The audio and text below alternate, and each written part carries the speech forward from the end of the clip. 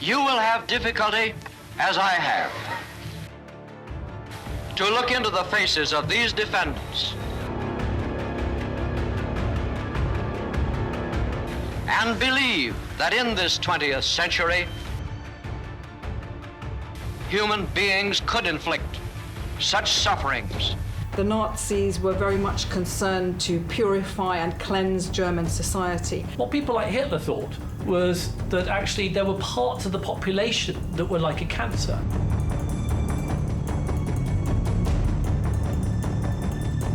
And what you needed to do was to chop out that bit of the population.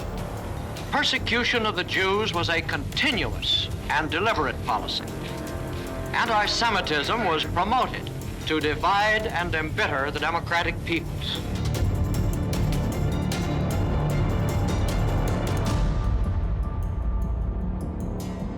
The first half of 1945 is probably the darkest 6 months in Germany's history. Bulletin, Adolf Hitler is dead.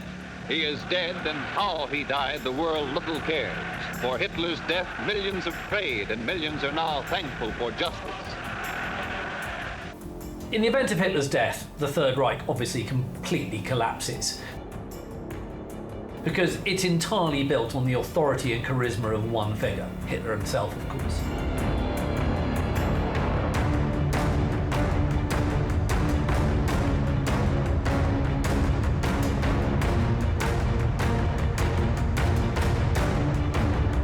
It's absolutely vital that Nazi war criminals should be brought to justice.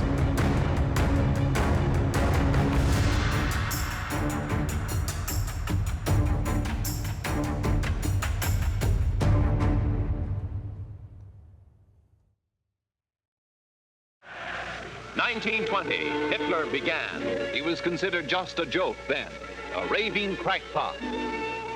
1933, Hitler made chancellor. The world hoped he would bring order. He brought catastrophe. The Hitler gang planned world conquest. Rudolf Hess, now insane in England, Heinrich Himmler, mass murderer, and Goring. Hitler promised Germany the world.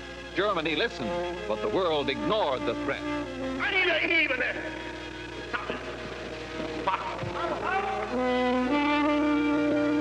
Hitler poses as humanitarian, but Hitler even then was planning war and the death of countless children.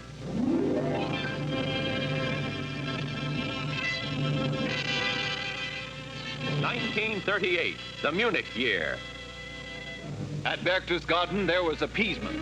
The sacrifice of Czechoslovakia, Poland, Norway, the European bloodbath.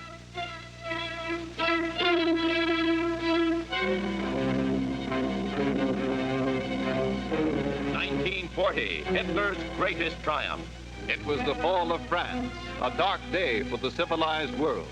The famous Hitler intuition had clicked till now, but mad with power, he made two mistakes. He did not invade England, and he did invade Russia.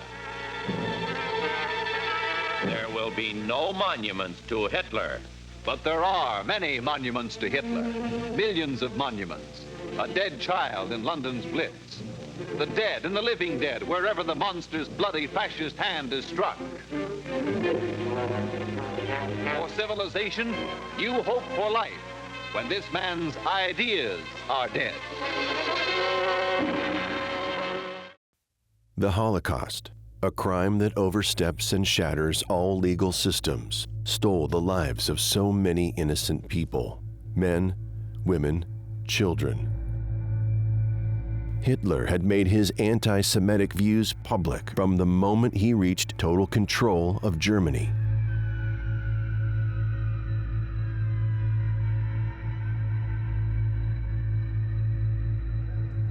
Legalized discrimination of the Jews in Germany began immediately after the Nazi seizure of power in January 1933. Laws were introduced to discriminate and dehumanize the Jews, stripping them of their German citizenships.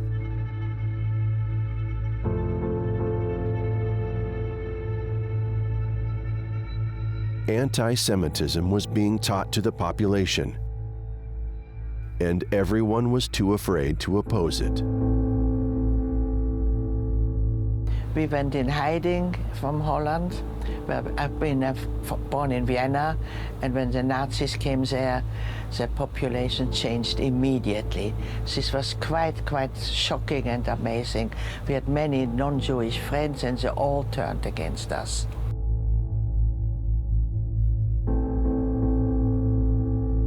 So, you know, that was, for me as a child, something I couldn't understand at all. We were Jewish, but not religious, and, you know, this was, I think, I was 9 at the time, you know, this was a big shock for me. Violence and economic pressure were tactics used by the Nazi regime to encourage Jews to voluntarily leave the country. Between 1933 and 1945, the Nazis were very much concerned to purify and cleanse German society, and they put into place a whole range of measures and laws in order to do this.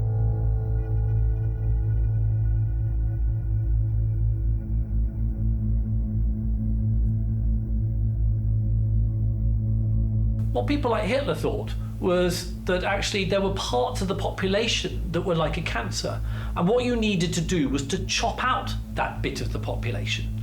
Or there were bits of the population that were weak and caused disease within the population. So people who were, say, chronically alcoholic, people who had severe autism or even mild autism, people who had any form of degenerative disease or inherited disease had to be in some way got rid of. And so what you have is the rise of a kind of medicine that people today really wouldn't understand, because we think that medicine is there to help the most helpless and people who are ill and who are sick. And yet what Nazi medicine wanted to do was to get the people who were sick or ill and either sterilize them so they could no longer reproduce and pass on what was seen as defective genes, or there was an even more simple solution, and that was simply to kill them. And as well as getting rid of these people who were diseased and were diseased the population, what the Nazis also wanted to do was to remove elements of the population they saw as being akin to a cancer. Now, I'm talking, of course, about Jewish people, Gypsy people, Sinti, Roma. I'm talking about homosexuals. I'm talking about anybody who the Nazis regarded as basically being malignant. And the solution was simply to chop them out.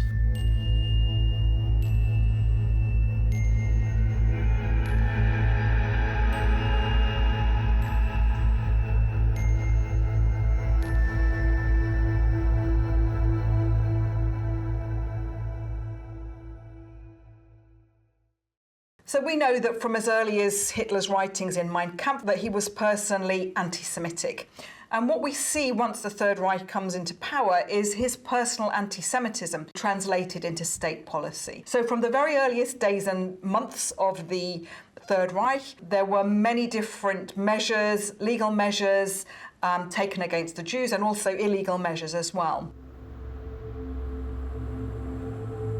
Just as he had promised in Mein Kampf, Hitler is treating the Jews in Germany as an internal enemy. So what you see are laws stripping Jews of their German citizenship. You see awful things like Jews not being allowed to go to swimming pools, because if a Jew swam in a public swimming pool, the water would have to be drained because the Jew had dirtied the water. So you can see that you've got this sort of awful both political and cultural exclusion of the Jewish community.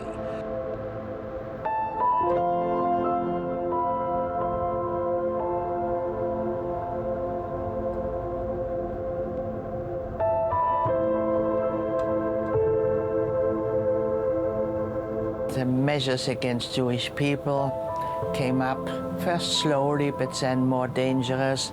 People disappeared. And then in 1942 we went into hiding.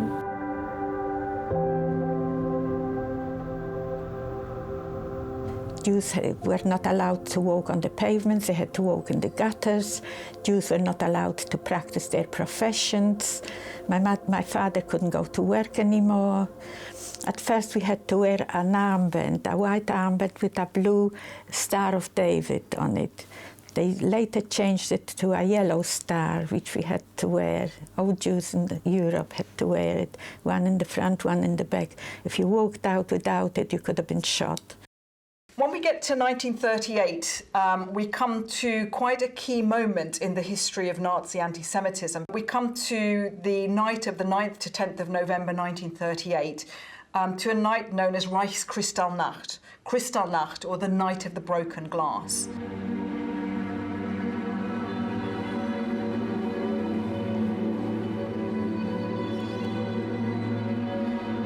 The Nazis just literally set fire to synagogues everywhere, and they smash up Jewish shops, and Jews are killed.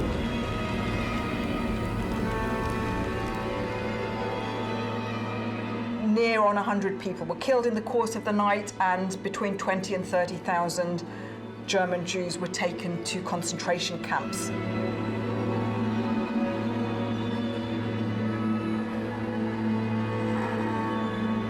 This absolutely horrific destruction, slaughter, violence carried out by the state against its own people.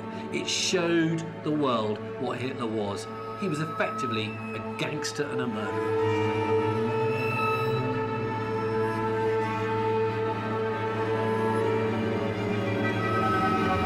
After the Night of the Broken Glass, the situation for Germany's Jews just got worse and worse from then until the war, and of course during the war as well.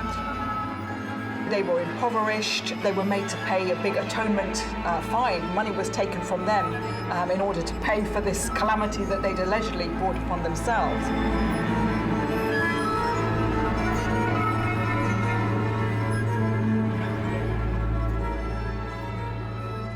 Learning from the T4 program, the idea of the total extermination of the Jewish race was developed further. On July 31, 1941, Hermann Goring gave written authorization to Reinhard Heydrich, chief of the Reich Main Security Office, to prepare and submit a plan for a total solution to the Jewish question in territories under German control. Heydrich was one of those Nazis who truly, even today, makes one's blood run cold. You just have to look at the man to see his evil. He is a redoubtable leader. He's ruthless. He's absolutely merciless. It's Heydrich who chairs the infamous Wannsee Conference outside Berlin, in which the destruction of Europe's Jews is discussed as a kind of cold policy planning meeting. But that is Heydrich to a T. Everything is done evilly, cruel, ruthless, unemotional way in which he can just plot the destruction of people.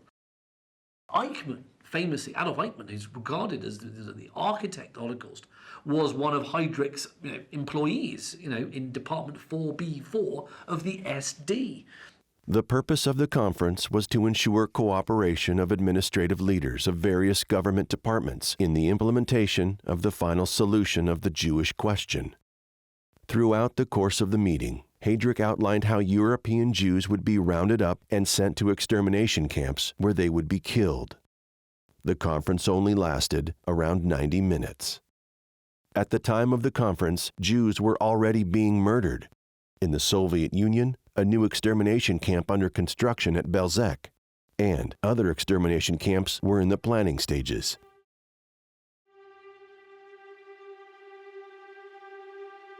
The decision to exterminate Jews had already been made. And that's exactly what happens in the gas chambers of Treblinka, Chelmno, and Auschwitz, and places like that.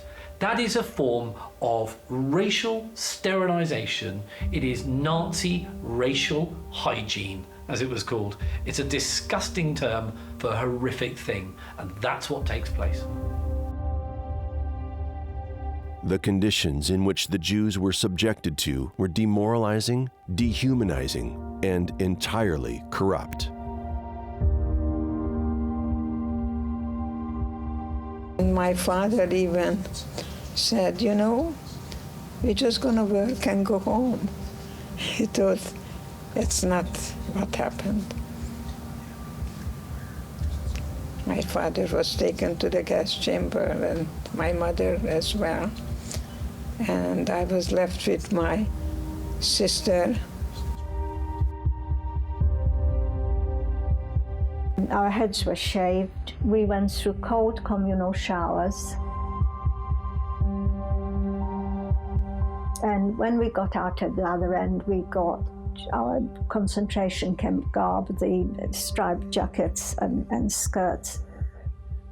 And when we looked at one another, we were still the same group, but we just looked so different that we couldn't recognize each other.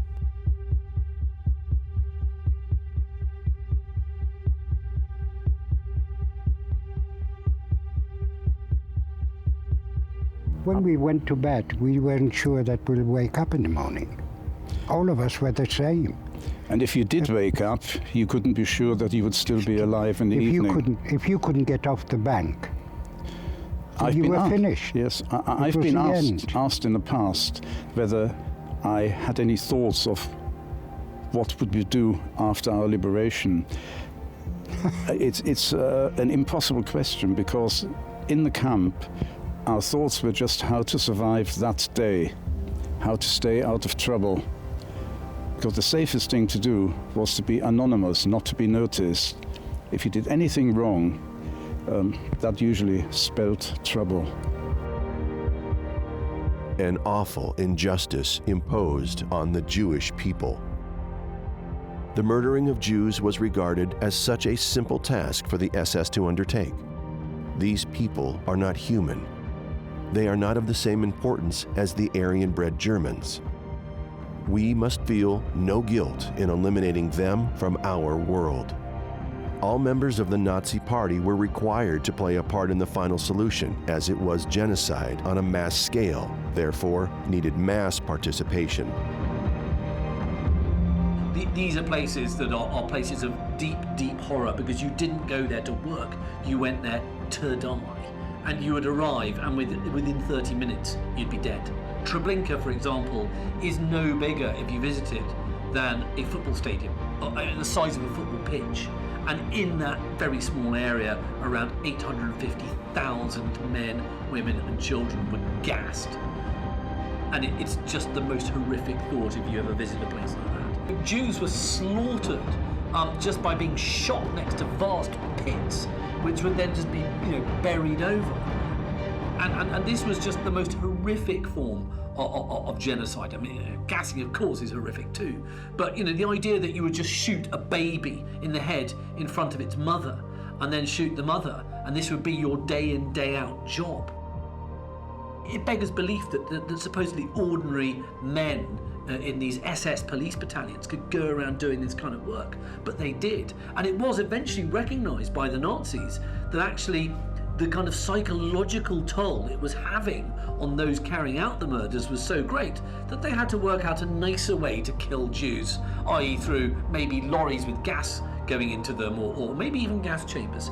So gas chambers are actually invented primarily to spare the sanity of the murderers. That's how twisted Nazi logic becomes.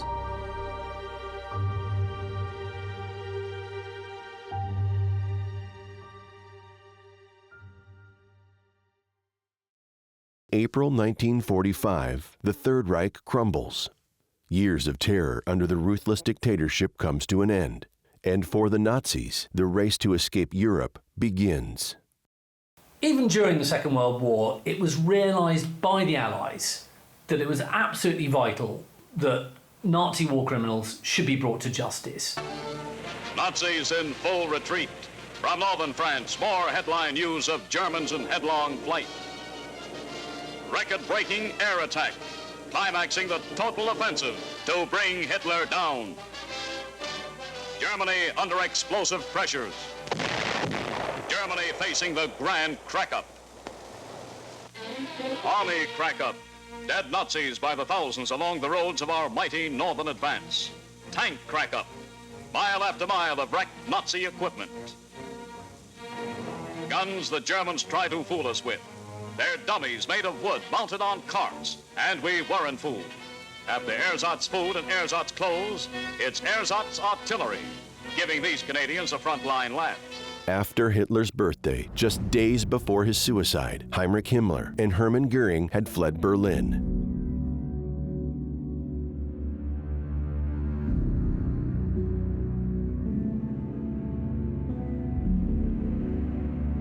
After learning of this information, Hitler rewrote his last political will and testament to reflect his anger over their betrayal.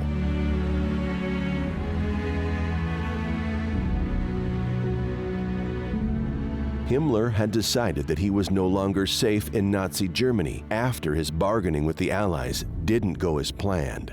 He took aside some of his officers and told them to get out of Germany. Particularly Rudolf Höss, his fellow commandant of Auschwitz, who he warned to disguise himself as German Navy personnel in order to escape.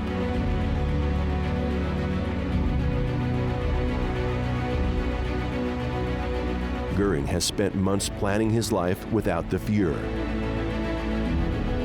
After blowing up his own residence and moving all of his possessions out of Berlin, Goring is ready to escape his life with the Nazi Party.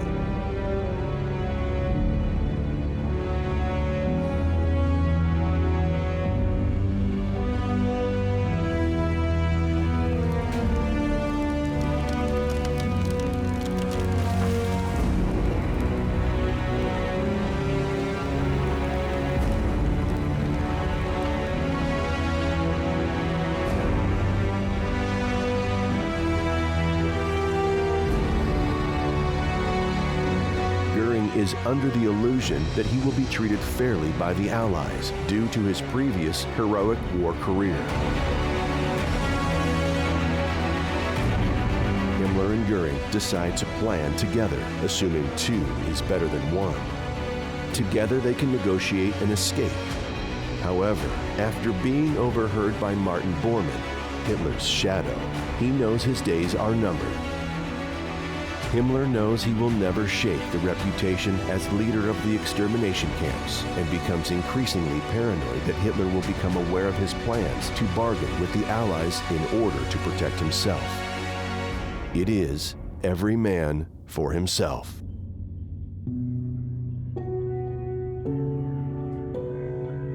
The first half of 1945 is probably the darkest 6 months in Germany's history because it's being invaded by, the Russians, the Red Army from the east, and you've got the other allies coming through from the west. And it's the Russians who reach Berlin first. And when they reach Berlin, it's a city in rubble, it's a city in flames, it's a city in chaos. It's a city in which squads of marauding loyal Nazis are going around hanging people who are not taking part in the resistance to the city. It's a city in which you then got some Nazis committing suicide. It is the most benighted, appalling place you can imagine.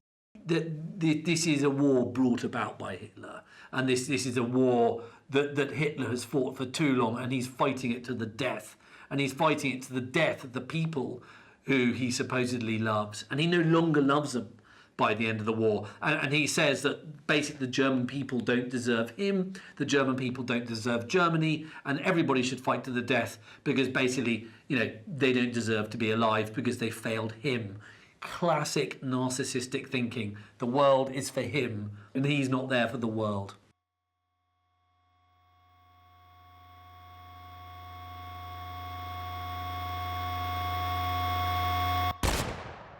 Adolf Hitler is dead.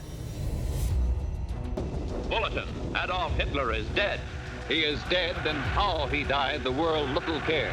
For Hitler's death, millions have prayed, and millions are now thankful for justice.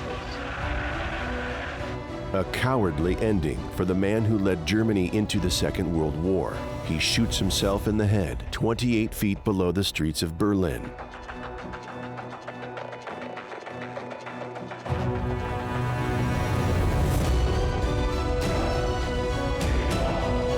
Hitler's last days in the Führerbunker under the Reich Chancellery in the centre of Berlin are a kind of terrible end of a Shakespearean tragedy, as the thunder of Russian artillery all around them, and they're deep inside this sort of concrete underground fortress. Everybody's sort of kind of going mad, and especially Hitler, who then gets married to his long-term girlfriend, Eva Braun, in this sort of kind of bizarre ceremony.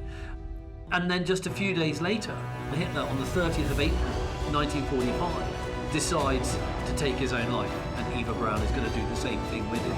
Eva Hitler, as of course she became. And so he goes into his little kind of living room with his new bride. Nice way to spend your honeymoon, and they poison and shoot themselves. It's thought that Hitler's done both. He takes a little glass ampoule, a little canister of cyanide, and also shoots himself.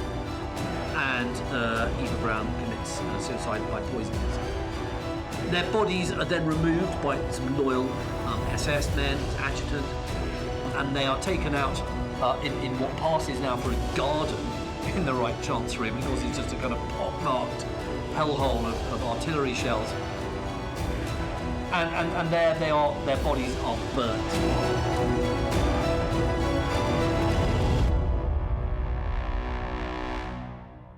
Less than 24 hours pass. Panic sets in. In the course of the next few days, the remaining senior members of the Nazi establishment begin to flee Berlin. Nazi officials begin to scramble around what remains of Berlin. They only have one directive: evade capture at all costs. They know that the repercussions for their actions will be incomprehensible. The Allies are closing in. Senior Nazis begin to sweat. The Führer can no longer protect them. In the event of Hitler's death, the Third Reich obviously completely collapses because it's entirely built on the authority and charisma of one figure, Hitler himself, of course. So, what is your zealous Nazi going to do? Well, he's got various options. One option is to follow the same path as Hitler and think a world without Hitler and a world without Nazism is not a world worth living in, so you blow yourself up with an hand grenade along with your wife and kids, as one of them did. How charming. Or you maybe shoot yourself, or you poison yourself, you end your own life. Or they think, I'm going to escape. They know that the Allies are going to be after them. Many fanatical members of the SS especially know that they've committed war crimes. They may deny to themselves that these things are actually crimes, but they know that if you slaughter people on the battlefield after they surrendered, or if you decide that what you want to do is to gas 1 million Jews to death, that might be seen as criminal amongst reasonable thinking people. So what they do, a lot of these Nazi figures, they decide they need to go into hiding. Now, what they can't do is just get on a plane and go to Buenos Aires or Damascus. They have to sort of disguise their identities. They have to sort of blend in with the refugees. They have to blend in with the normal German soldiers, marching in these great columns, retreating. So it's a very confused, very muddled time, and a lot of senior Nazis and not so senior Nazis try to blend in. Joseph Goebbels cannot live his life without Hitler in power. Along with his wife, they poison their children in the Führerbunker and then take their own lives.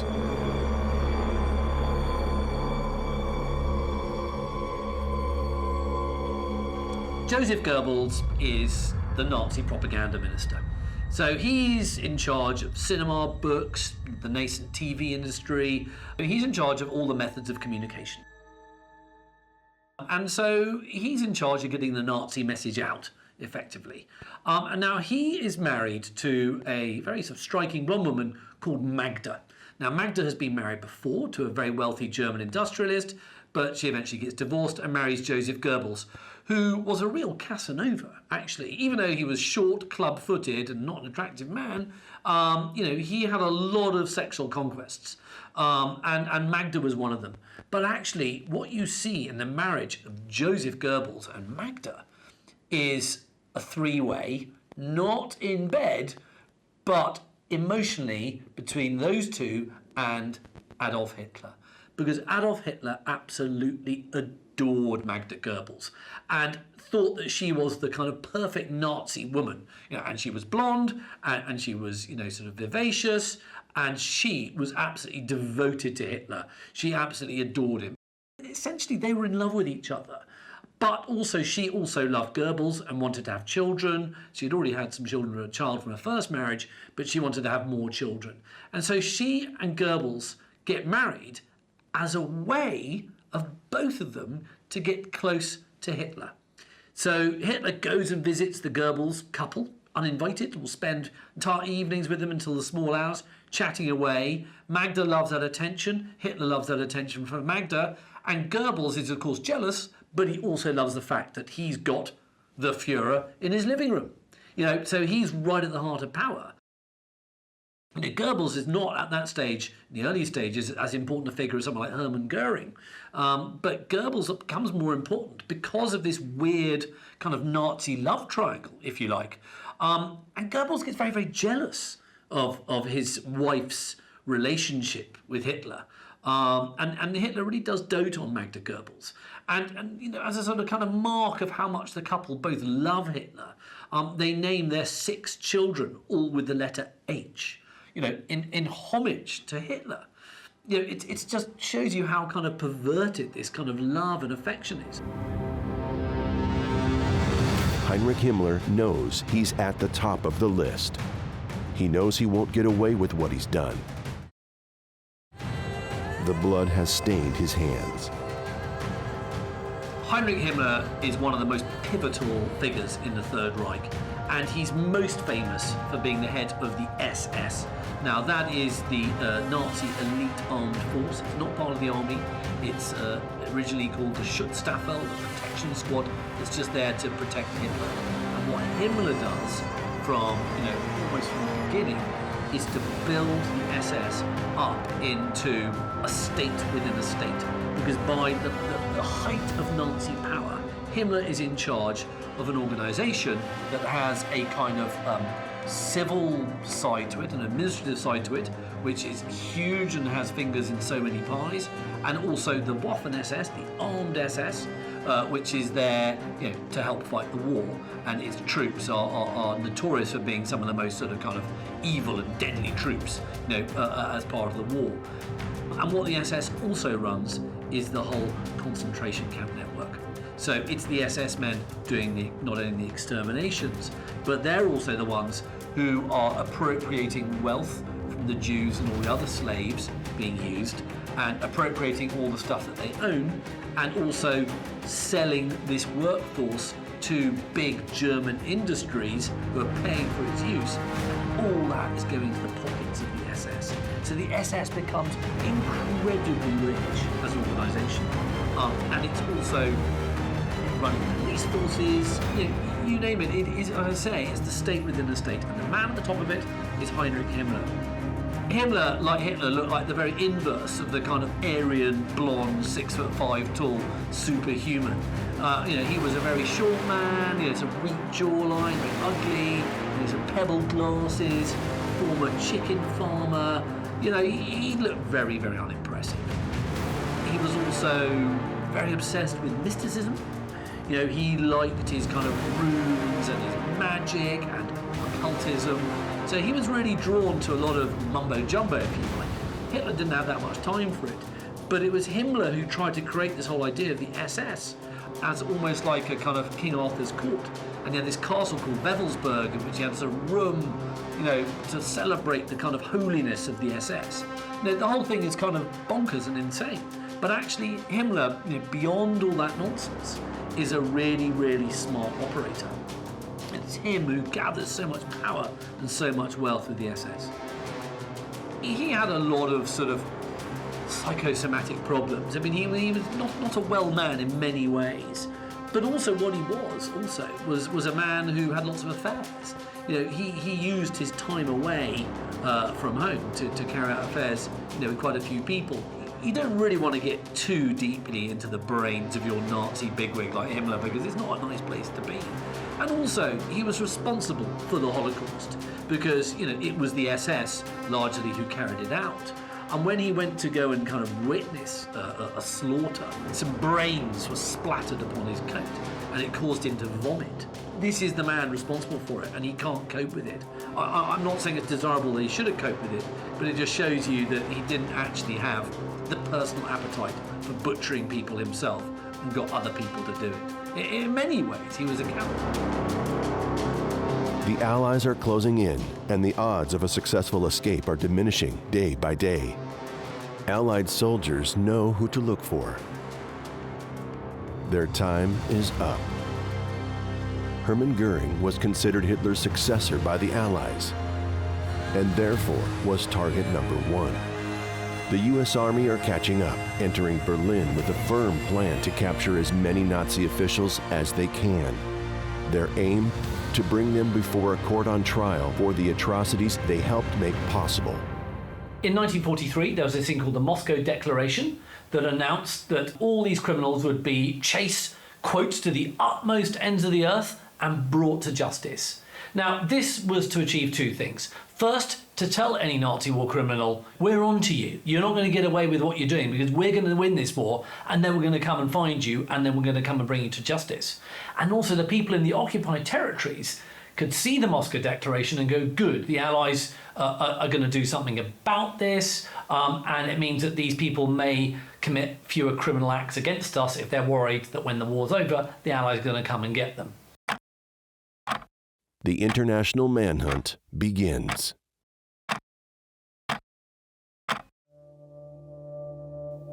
Nazi officials knew that they were wanted, dead or alive. The Allied forces, Britain, France, the United States, and Russia, all came to the agreement that they wanted to prosecute any living Nazi Party officials for the crime they had committed. The four Allied countries all had different justice systems and decided that rather than try each man 4 times, they should come up with an agreement on how they would run the trials.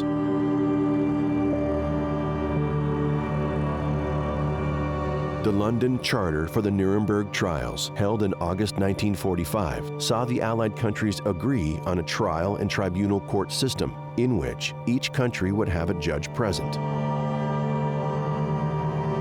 The Nuremberg trials represented a very important moment, an unprecedented moment, and a way for the Allied powers really to bring to justice some of those key Nazi leaders as representatives of key Nazi organizations who had carried out such unspeakably cruel acts of war crimes, crimes against humanity, and crimes against the peace.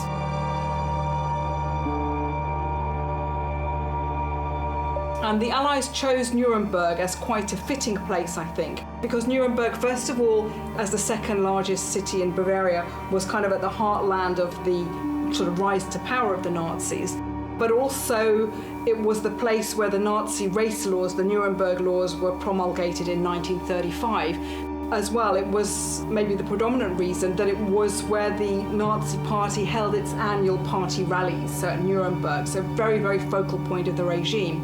And I think that they hoped that by holding the International Military Tribunal and other trials that followed there, that it would be a place where they could bring some kind of closure to the Nazi regime and to its atrocities. This International Military Tribunal, which we now today call the Nuremberg Trials, took place at the Palace of Justice in Nuremberg, largely because it was relatively unbombed and unscathed, but also it was very symbolic.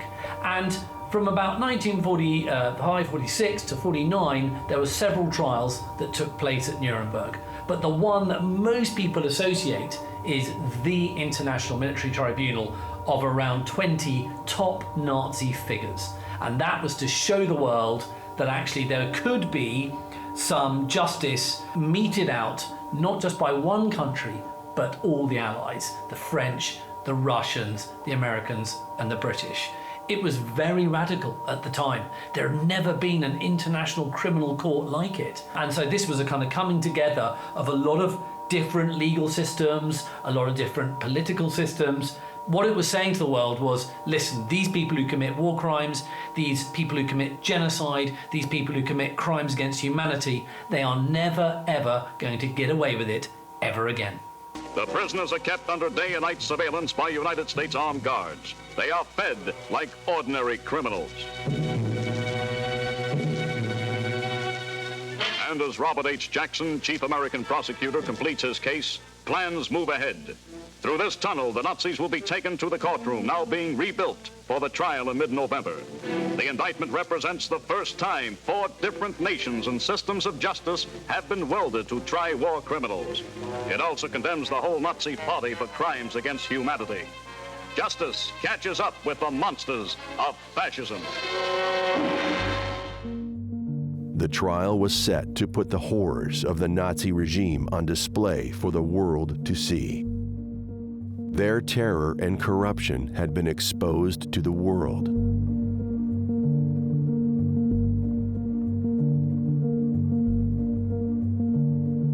And now, they were going to pay.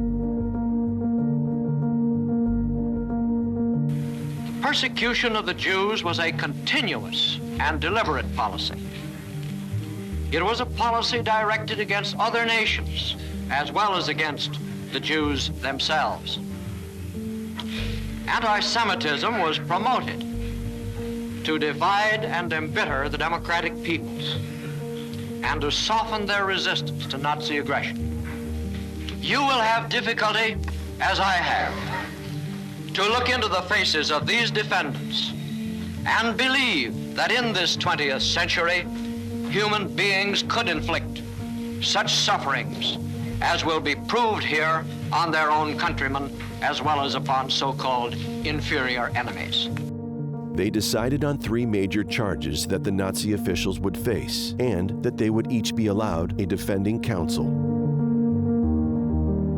If these men are the first war leaders of a defeated nation to be prosecuted in the name of the law, they are also the first to be given a chance to plead for their lives in the name of the law.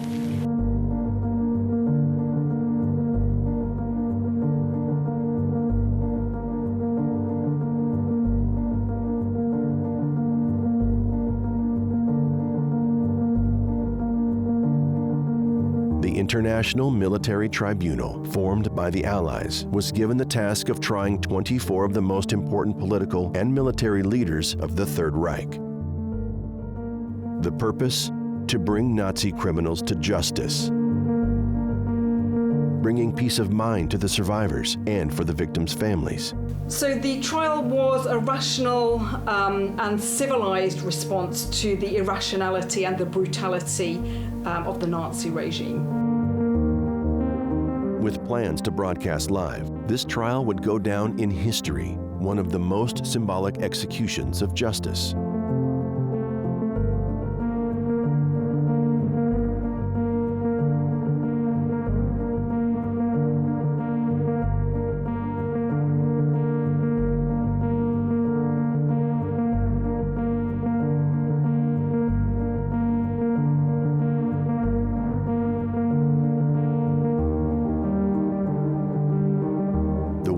Would not tolerate such hate crimes ever again.